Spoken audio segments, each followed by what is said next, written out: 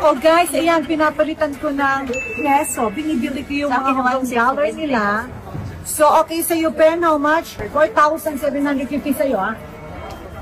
Okay. Ba't 6,000? Ano? Gusto ako palugi ngayon. 4,000. Gawin ko daw 6,000. Babe, ang gusto ni Ben, ang exchange rate 9 pesos to Hong Kong dollar. Instead na 10.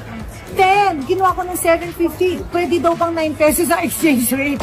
Ay, akala niya pwede niya i-dictate yung price. Oh my God, I'm so rich. Ang magkano total? So, how much yung total nito lahat sa pesos? 57,000. May utang ba akong 57,000? Guys, may utang ba akong 57,000 ngayon sa Angels? Okay, guys. Okay, 57,000. Sa Manila ko na lang bayaran, ha? Yes, tita. Okay, go. Thank you. Thank you for the Hong Kong dollar. Thank you for the transaction. The transaction is well done. Well done. Well done, okay. Oh my God. Teka, yung Starbucks, nakuha nyo na ba? Ito na, parating na tita. Ay, yung flavor ni Pena Macchiato. So guys, last tour nila before heading to the airport. Si Karel, meron kang ibebenta? Meron exchange? Mag-exchange ka? 7.5 siya. 7.5 ako, 690 sa Manila. Ang dami ko na-collect. Oh, yan na. Sayang. Baka dumi babayaran siya sa airport. Ano mga problema ko? Paano kayo babawiin niya ulit? Pero may utang ako. Ano? Baka ma-over baggage kayo. Ma-over ba? Tinatakot ni Inday na baka daw ma-over baggage.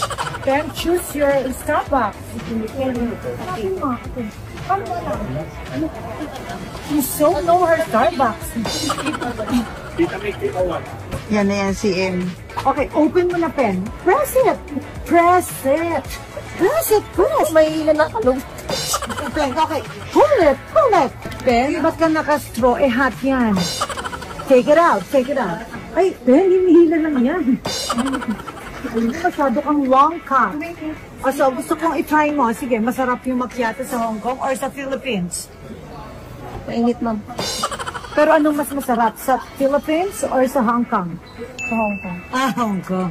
So, Pen, happy ka na? Nakailang Starbucks ka na sa life mo? Sa buong life. Guys, naka 2 Starbucks na siya. 1 in the Philippines and 1 in Hong Kong. And next is where? Thailand. Thailand.